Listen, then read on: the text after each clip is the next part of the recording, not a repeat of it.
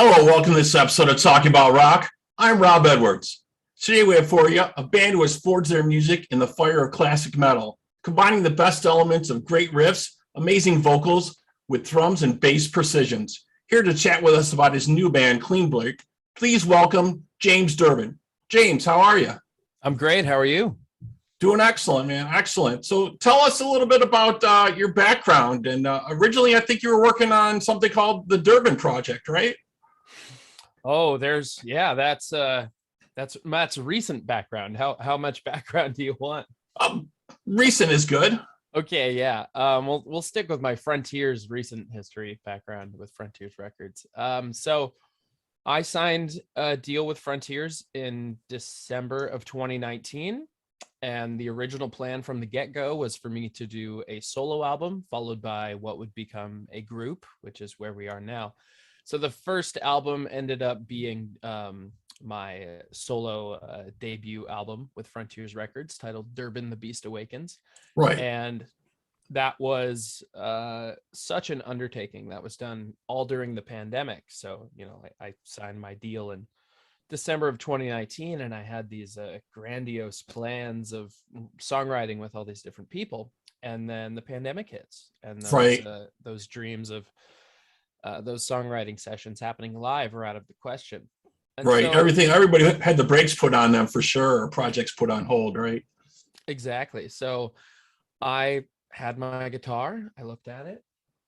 There it is. The Lore full hollow body with a really sharp cutaway. And I wrote all the songs on that guitar. Some on acoustic also, but I never considered myself a riff writer, and so I just decided, screw it, I'm a riff writer. I'm right. a heavy metal guitar player. There you go. Sure. Right. I am what I say I am. If I wasn't, then why would I say I am? That could be a hit. I don't know. So I did that. Durbin, The Beast Awakens, super stoked on that album. And then a few months after that was finished, we were still in a pandemic, so there wasn't any touring to be done possible for that album, unfortunately. But we're getting there. I have my first Durbin show August 26th with Enough's Enough in San Francisco. I'm very excited about that. Excellent. That sounds great. Yes, very excited. At Bottom of the Hill, Friday, August 26th. And you said some other interesting stuff in your background as well. You're former lead vocalist for Quiet Riot, and you also appeared on American Idol there also.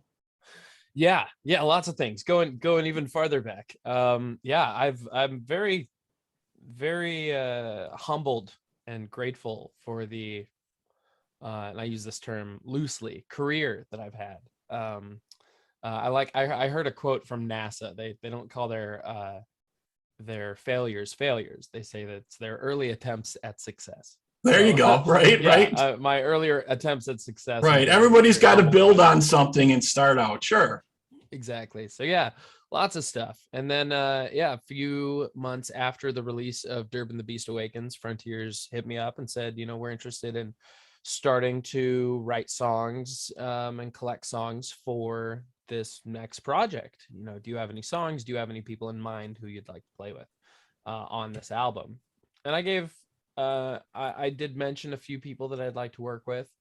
And when we were brainstorming what kind of album this would be, the idea of having both Robert Sweet and Perry Richardson involved in the album, both of STRYPER, what my thoughts were on that. And immediately it was like, well, they play together.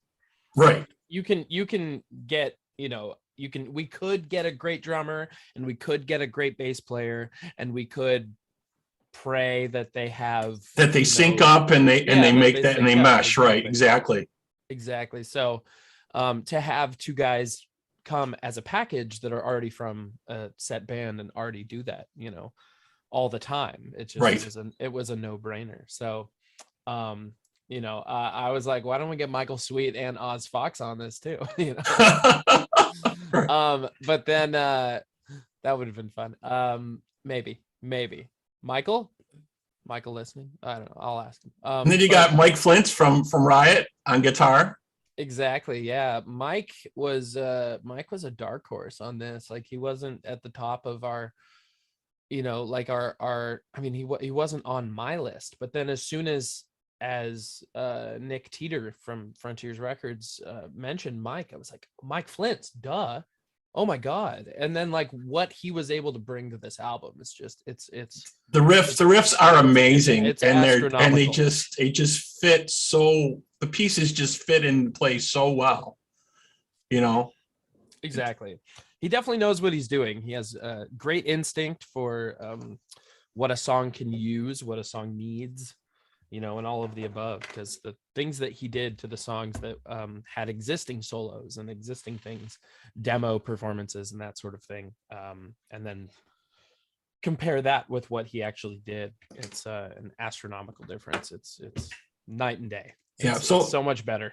so how was the studio time during recording? Were you guys still sending tracks back and forth at this point, or were you able to go in the studio together? Or No, it was all remote. It was all remote. So I recorded all of my vocals right here, what you're seeing in my studio, and everybody recorded at home. We all live in different states. So Mike Flyntz lives in New Jersey, I believe. Perry lives in South Carolina, and I'm not sure where Robert lives. On the moon. What do you feel, what influences helped you shape the sound for this album?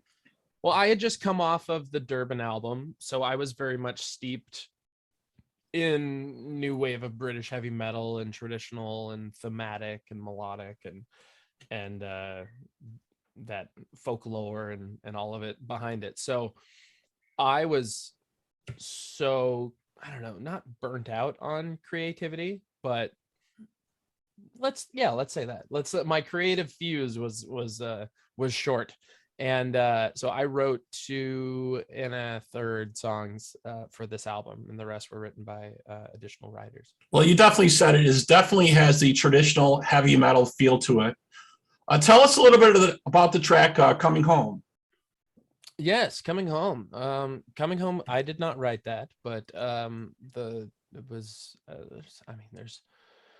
so many songs on this album that were written and contributed to by just phenomenal writers. And at the helm of that is Alessandro Del Vecchio. And he, just what he is capable of just completely amazes me and blows my mind. I've worked with, from having choir American Idol albums previously, some of my very first one, most of it was written with other writers, or I sourced songs from different writers, or the record label did, or Idol did, or whatever. So with that, and then since then, I've tried to be more of a songwriter and been working on that. And so doing Durbin the Beast Awakens was a really big awakening in that way of this is me as a songwriter, this is me as a guitar player, this is me as a crafter and a storyteller. And so like going back to working with other songwriters and sourcing songs and hearing songs and getting in that mentality of,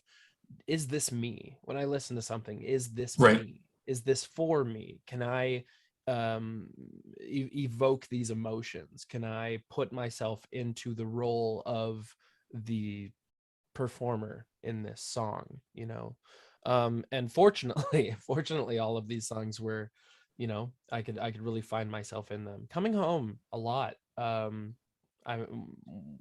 favorite song of mine that I had written in my past is called Crawling Home, and I wrote it with DJ Ashba, and it was a contender for my very first album, Memories of a Beautiful Disaster, a James Durbin album, and just after Idol. And it didn't make the cut, unfortunately, but it did make it to be like a bonus track for the Japanese release, which I do have. And it was like a pre-order track. So it's cool to like take those same kinds of, have a song come to me that I didn't ask for, but it's something that is similar in feel, similar in topic, Right, exactly. Well, it definitely doing it then, 11 years ago, and now doing it now, it's and the differences in it and the maturity difference in it. So it happened really naturally. Yeah, and you get a different perspective. It definitely reminds me of like cruising down the road or taking a spin on your bike. You know, I just really love it. I want to take a quick pause here and actually play the video for Coming Home here on Talking About Rock, and we'll be right back with James Durbin.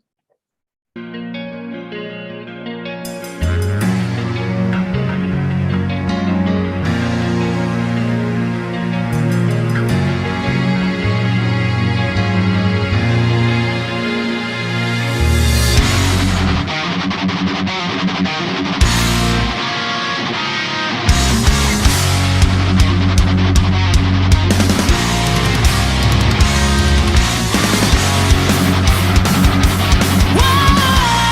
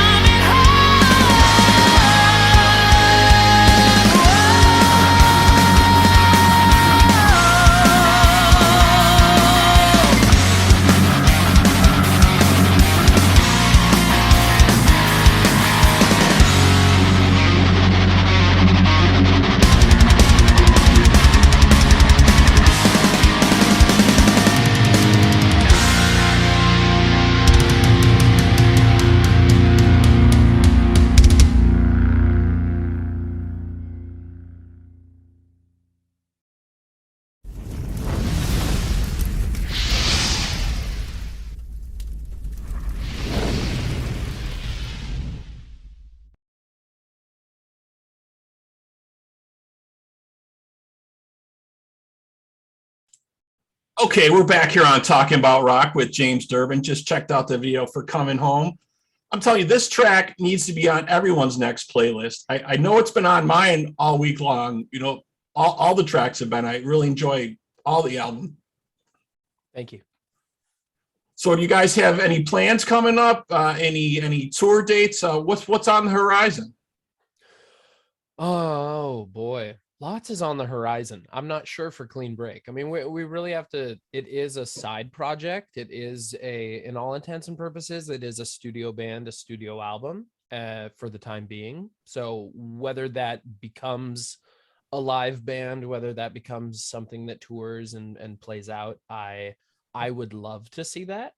I would love to, but I know that all of us have our own things that are, you know, that take first dibs. So this is something that would have to come after those things. So it's I don't know, it's to be seen. STRYPER is always extremely busy. Right. Yeah, they're always got stuff going on.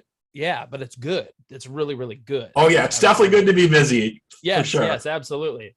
We're making money off of music. We make music for a living. This is our right, which is extremely difficult to do with the way the world is now, right? Yeah, well, it's just funny. It's a funny thing to do. That's the way I look at it. It's like I do a funny thing. You know, I don't do like a really serious thing. I could be serious doing the funny thing, right? But it's, you know, it just explaining it to, I'm finding myself having to explain it to nieces and nephews that are now old enough to understand, and right. My own kids, like my own daughter, our middle child, she's just like, she realizes it now, like, oh, that's what you do. That's what you do. Yeah, that's funny. I'm not just going out having fun with my friends and stuff like that. Yeah, like she sees that it is fun, but she also sees that it is work. And right. I'm kicking my ass up there every time, you know, and pushing myself and everything. And, you know, it's, yeah, very glad that everybody in this group is actively working. And so when we're able to do something all together, we definitely will. That's great. I think it's an amazing lineup, and you guys got some amazing songs on here. People definitely need to check it out. If they want to know more about you, more about the band, where should they check it out? What social media or platforms are you at?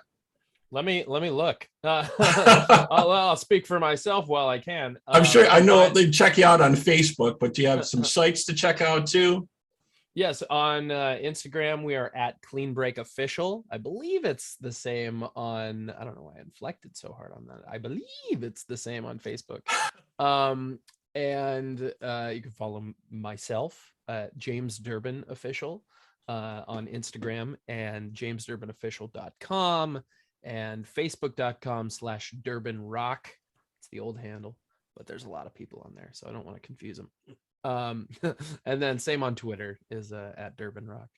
Excellent. So July 8th, the release of the album from Clean Break, Coming Home on Frontier Records. And what I'd like to say is let the summer air guitar experience begin with this album, folks. James, thank you so much for being with us today. We really appreciate it, man. Thank you so much, Robert. Likewise. All right, have a great day. You too. Peace, love, heavy metal.